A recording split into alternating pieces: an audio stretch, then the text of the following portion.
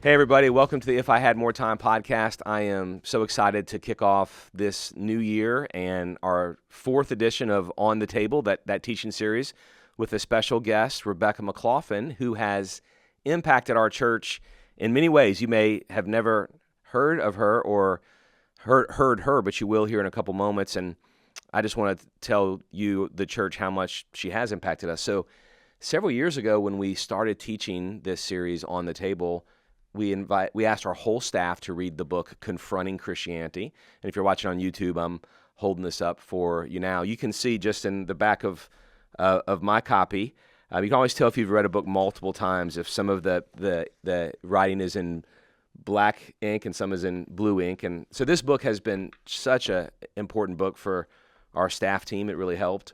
And then she also wrote, Does the Bible Affirm Same-Sex Relationships? We know that the sexual ethic of the Christian faith is constantly debated, and her work is really helpful. Our team read that as well. She wrote the book, The Secular Creed, which I also recommend. And if you have teenagers, I have two daughters, Rebecca, and we spent time working through your 10 questions every teen should ask and answer, which was super helpful and fun to read as a dad with my daughters. I dropped my youngest off at school today, and on the way told her, "You remember that book? I'm getting to interview Rebecca today." So welcome to the If I Had More Time podcast, Rebecca. Super thankful for you. Thanks, Eric. That last book has the world's worst title, in my opinion. But what would you, if you could retitle 10 it? questions every teen should ask, brackets and answer, close brackets, about Christianity. But it at least, as we say in England, it says on the tin what it does. So Yes, it's super clear. You know what you're getting. Right. So give us a bit of your bio before we jump into the topic today. So I grew up in the UK, as folks may be able to discern from my dulcet tones, and I grew up mostly in London.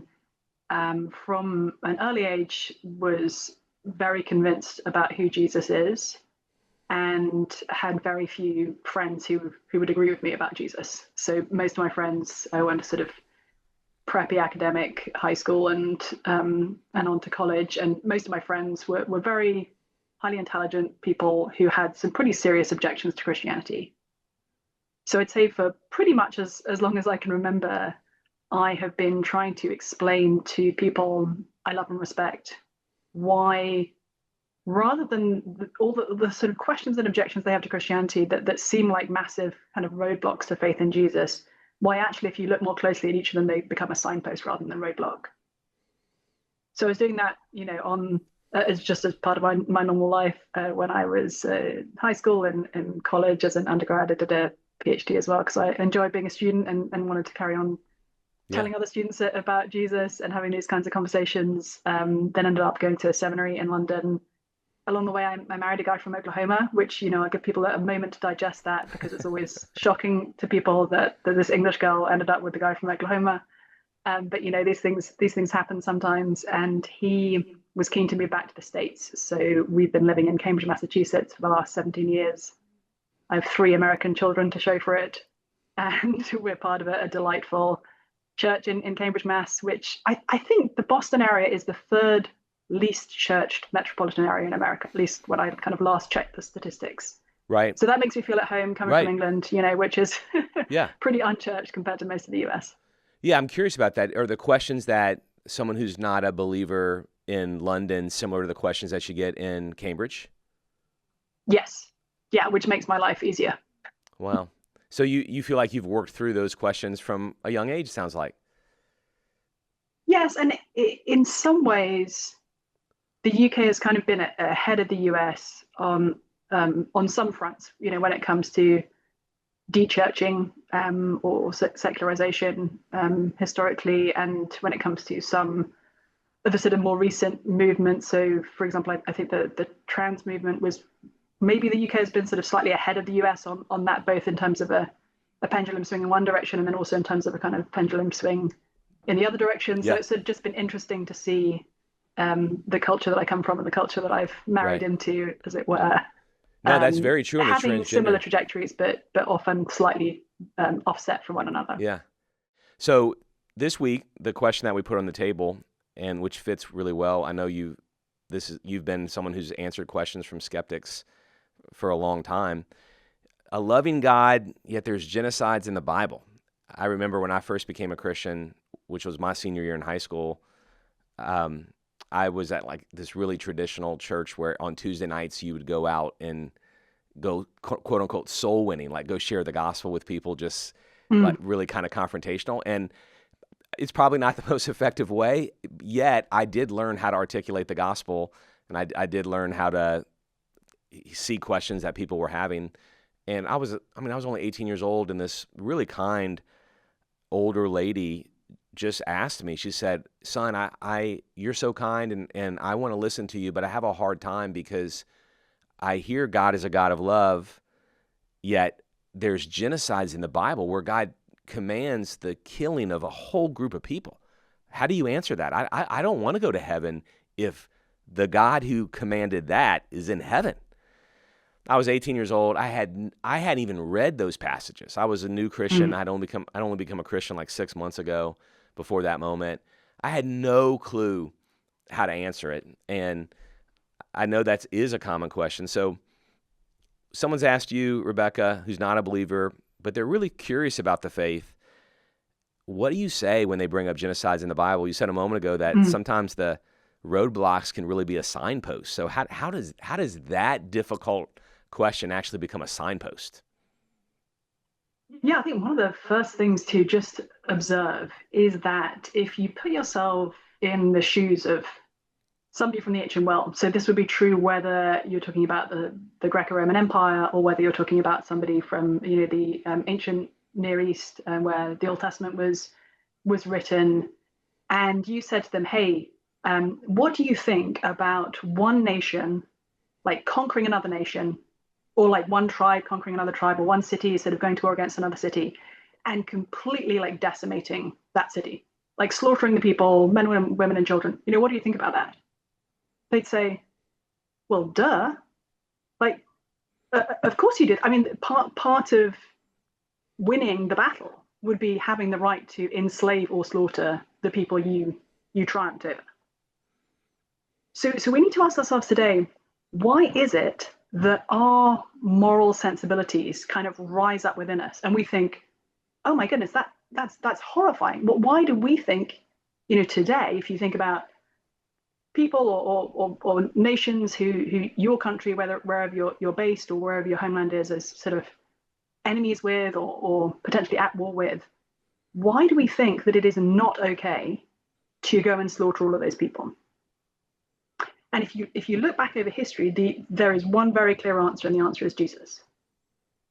So it's actually, and this is true in all sorts of kind of areas of ethics, but the moral truths that we, to sort of quote the Declaration of Independence, that we hold to be self-evident. Yeah. So the idea that actually all human beings, not just those in your tribe or your people or your family, but actually all human beings, regardless of where they come from or who they are on their socioeconomic status, etc., are of profound moral value, has come from Christianity. And if we take Christianity away, we don't have a firmer secular foundation for that belief. We have nothing. Like the ground crumbles under our feet ethically. Yeah. So I think the first thing that we need to recognize is, if we open up the Old Testament and we read a passage and we think, how could this be right? Like, our moral compass has been handed to us by Jesus. That's great. And so we are critiquing the Old Testament on the basis of Christianity, not on the basis of just a sort of secular belief system that got there before Christianity and sort of survives without Christianity. So some people would take that step and say, okay, so what we can do then is basically discard the Old Testament. We like the New Testament teachings. Jesus taught that not only should you love your neighbor, but then he defined your neighbor as your hated racial and religious enemy when he told this famous parable of the Good Samaritan. Yep. It's sort of funny, when we hear the word Samaritan, if we know anything about Samaritans, we know they're good. But for Jews of Jesus' day, if they knew anything about Samaritans, they knew they were bad. So it's sort of like Jesus defining your neighbor as the person you have to love as the person you were raised to hate. And then even saying, like, love your enemies. So we get this teaching very clearly from Jesus. And some people will say, okay, so great, we'll keep Jesus and we'll discard the Old Testament. Because there are so many, we read in the Old Testament about God's like massive acts of judgment not only on individuals, but even on whole people groups, as you've referenced. And I think we have some major problems if we actually try to do that. Number one is that Jesus is profoundly Jewish and deeply embedded in the Old Testament narrative. So we can't really kind of separate Jesus out from the Old Testament, even if we wanted to. You end up in a completely kind of messed up place if you try to do that. So then we need to ask ourselves, how could it be true that there is a God who is so loving that he sent his son to die for us, which is, at the center of the Christian claim, who also will at times command his people to go and slaughter other people? And interestingly as well, if you read through the whole of the Old Testament, you'll find there are other times when he sends an enemy nation against his own people. Yes. And his own people get conquered. So how can we reconcile this God of love with also this God who is sort of commanding what we might now recognize as genocides? I think then we have to recognize, actually, both throughout the Old Testament and throughout the New Testament, we get a picture of the God of all the universe as both profoundly loving and forgiving, extending forgiveness to his people, and also exceedingly serious about judgment. Yes. And what we'll often find, if we look at the Old Testament compared to the New Testament, we'll often find that things that are kind of physically embodied in the Old Testament help us then understand something in the New Testament that maybe is not sort of immediately physically embodied here. So, for example, in the Old Testament, you have this whole kind of sacrificial system in the temple. In your physical building of the temple, you have animals being sacrificed. It's a way of sort of humans being able to relate to God. And in the New Testament, we're told, oh, actually, this was all pointing to Jesus. Like, he is the Lamb of God who takes away the sin of the world. He is the new temple. He is the priest. Like, all these kind of Old Testament physical concepts actually become fulfilled in Jesus. And likewise, I think one of the things we see in the Old Testament is God enacting judgment in ways that are very kind of concrete and physical, that we can see in those narratives. It's always a judgment because of people's sin. We're really uncomfortable with it because we actually don't like the idea of God as a God who would judge sin. But if we're uncomfortable with that, then we're profoundly uncomfortable with Jesus, because he talked about God's judgment as much as any Old Testament prophet. So the question then is, how do we reconcile this idea, this reality that we see throughout the Bible of God as a very serious judge of sin, with the idea of God as profoundly loving and forgiving? And the answer is the cross. Amen. Amen. I can say more. No, I love it. I feel like I'm monologuing here. No, but at the cross we see both justice God's and love, judgment against sin falling down on Jesus in the most sort of visceral way, and we see the greatest act of love the world has ever seen. So we actually see the kind of resolution of those two strands, which in the Old Testament look kind of confusing, making sense in Jesus. Yeah. And we see even in some of these Old Testament narratives, sorry, I get like a little bit excited about these things. Folks may or may not be familiar with the story of Rahab, who is this woman who is based in a city that is about to be overrun. Yeah, it's by the first conquest. It's right when you're moving out of the land. Yeah. Yeah. So Rahab lives in Jericho. What's more, she's a prostitute. So she's a prostitute who is among the people group that is one of the sort of enemies of God's people, and God's people are about to be sort of sent to conquer this city, sort of little city state that she's part of. And Rahab recognizes who Israel's God is, and basically sides with the God of the Jews, the God of the Israelites, against her own people, and says, listen, please, when you come to conquer, I've heard about who God is. I'm putting my chips in that bucket, as though I'm going to believe that actually the God who you serve is the true God, and that we have a hope in hell against him. And please, when you come to conquer this city, would you keep me and my family safe? Yeah. And Rahab becomes a sort of example of faith that's called back to even in the New Testament. It's just so interesting to me that this is like in the genealogy of Jesus. Right, so she becomes one of Jesus' great grandmothers. By most standards, you would think, well, not only a woman from a people group the Israelites were fighting with, but actually a prostitute as well, that you wouldn't think, oh, this is going to be the person who God saves out of that city. But in fact, she is. Yeah, I I love a deeper reading of the conquest through the lens of, I love your point. I have a flinch when I read it, to my skeptic friends. I understand your flinch when you read it.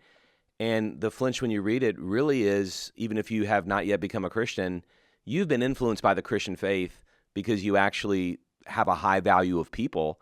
And that was the revolution of the followers of Jesus, completely, turning the Roman Empire upside down and believing that every person is an image bearer of God. So that's your flinch, but go deeper and you actually see that when the land was first given to Abraham, or promised to Abraham, that it's going to be several hundred years because the sin of the Amorites haven't yet reached full measure.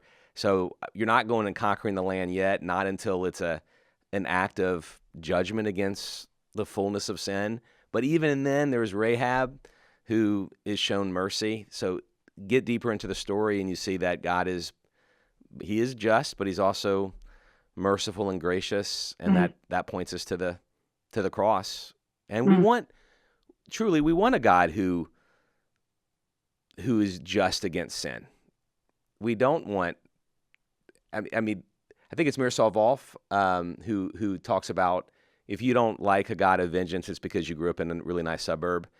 Because if you grew up in a place where your family is victimized and murdered, you need a God of justice, or you'll lose your mind, or you'll try to take vengeance yourself.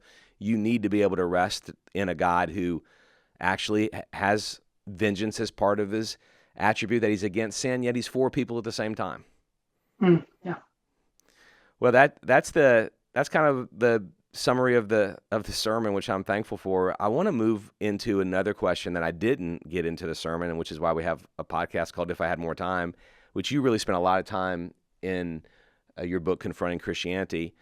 The sermon really addressed conquests and genocides in the scripture, but there's been acts of violence in the name of Christ since then that some of our skeptic friends would struggle with. You often, or I've often heard, and I'm sure you have as well, what about the Crusades? What about the Crusades? So you have done both historical and philosophical research on this. I was so fascinated by your writing. How do you answer the typical questions? First off, when someone brings up the Crusades, Rebecca, what are the typical questions you hear, whether in London or Cambridge? What are the typical questions? And then how do you first point out some misconceptions so that the conversation can be based on accuracy first? So what are the questions, the misconceptions, and then now here's the reality. Now let's talk about the reality. Yes, I think people often have the idea that the Crusades represented a move of Christians in the West to go and kind of out of the blue attack a bunch of peace-loving Muslims in the East, essentially. That's kind of the narrative, at least that I grew up with, that most people had this sort of perception of the Crusades as embodying a Christian sort of conversion by conquest mentality. Yeah. Now, as I'm going to mention in a minute, there are many horrifying things that self-proclaiming Christians did in the course of the Crusades. So don't hear me wrong, we're getting to that.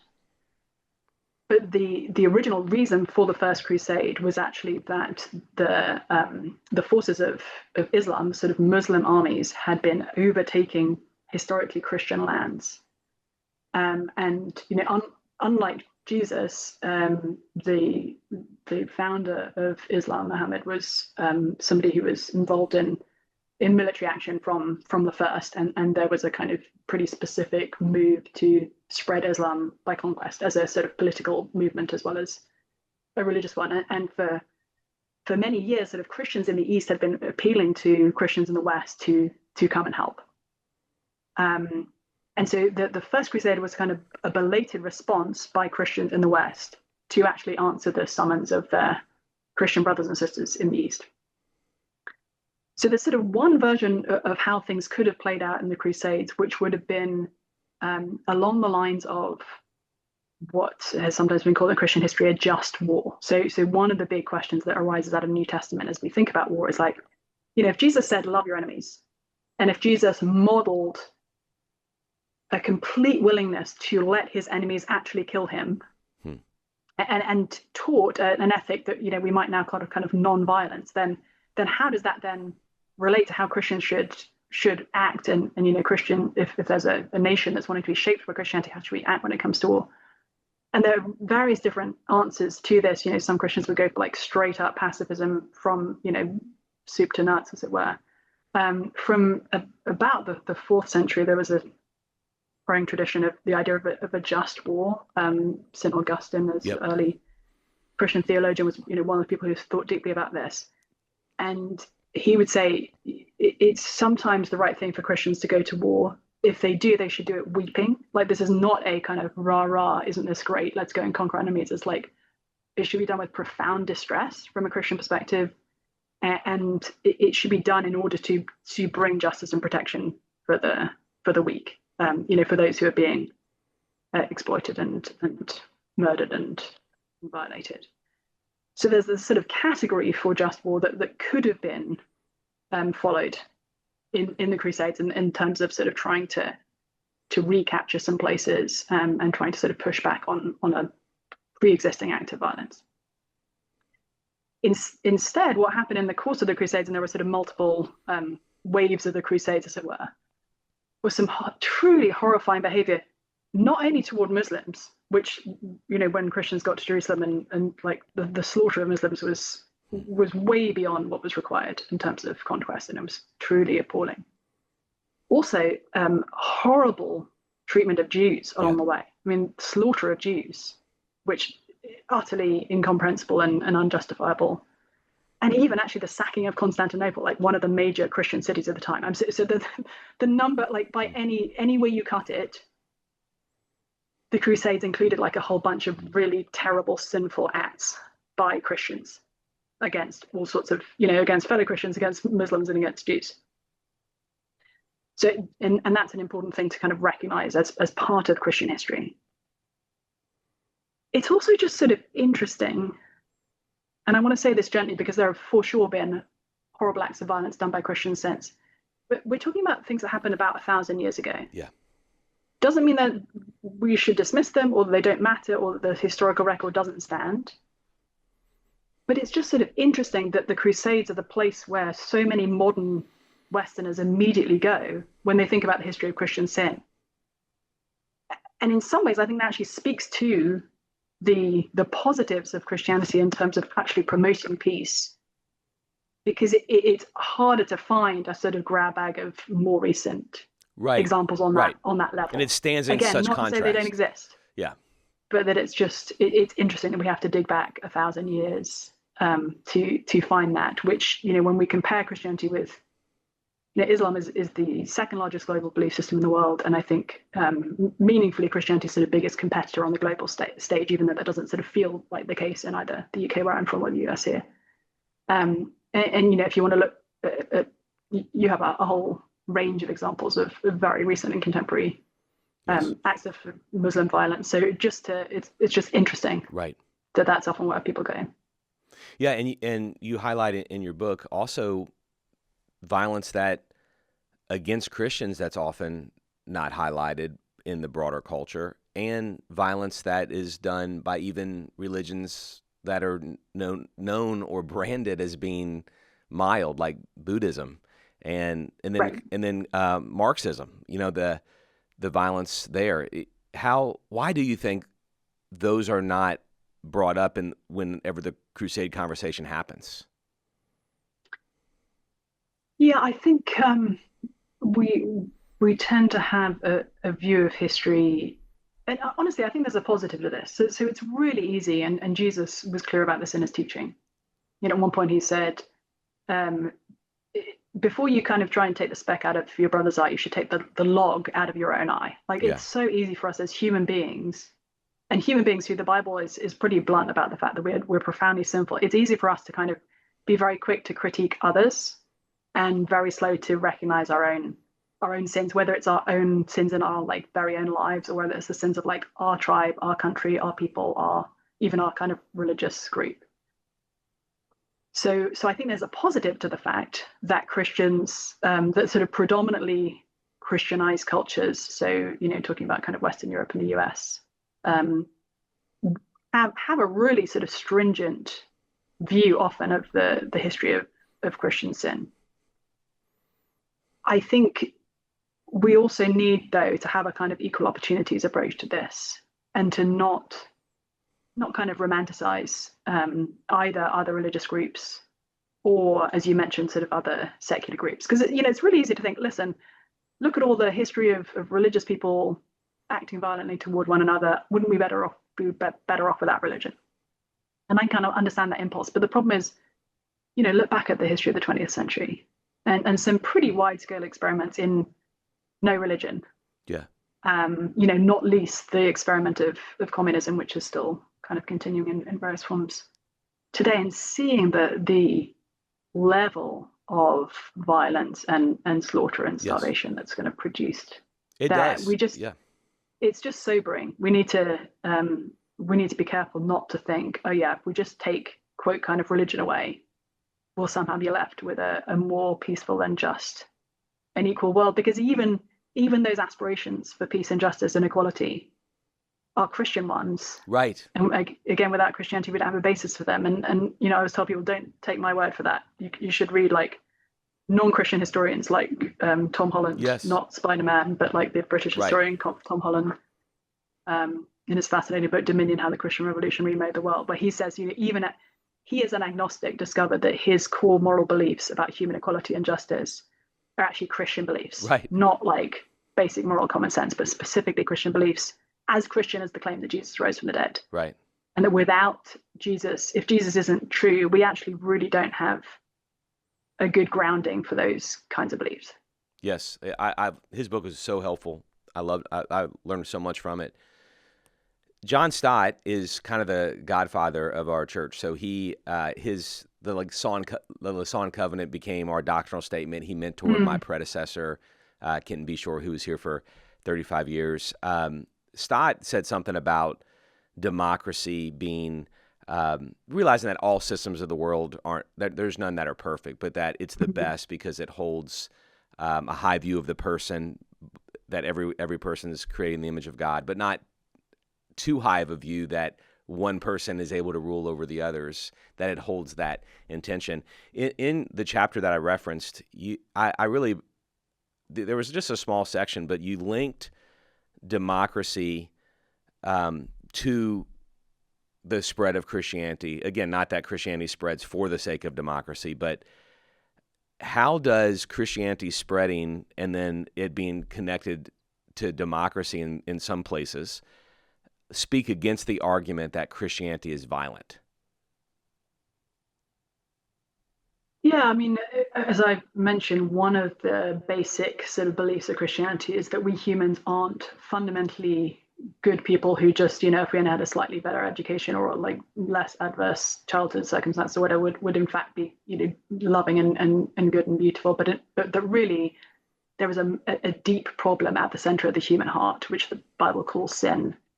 And so one of the connections or sort of pieces of connective tissue, I think, between Christianity and democracy is that the combination of this idea that all human beings are equally morally valuable. There aren't sort of different categories. For example, in Hinduism, you sort of have a caste system of like, these people are in the whole religious system, like more important than these people, who are more important than these people, and those people are kind of right at the bottom of the pile. Christianity, because of the radical teachings of Jesus, says, no, actually, the God of all the universe became a human being in order to die the death of a slave so that you could be saved.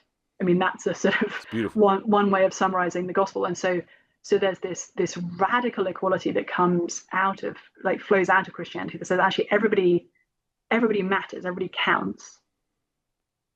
And this idea that actually no human being is, aside from Jesus, is without a massive problem of sin. And so one way of kind of squaring that circle or figuring out a way for humans to sort of rule themselves in a way that will be a little less vulnerable to the horrors of human sin is to kind of give everybody an equal share, an equal vote in the decisions that are being made.